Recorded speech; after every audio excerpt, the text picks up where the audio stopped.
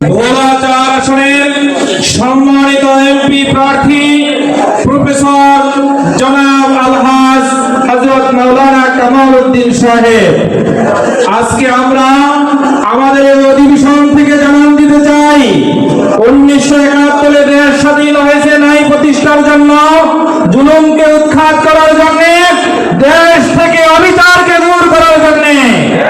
কিন্তু আমাদের মাঝে ন্যায় প্রতিষ্ঠা হয় নাই, জুলুম উৎখাত হয় নাই, চাঁদা বন্ধ হয় নাই।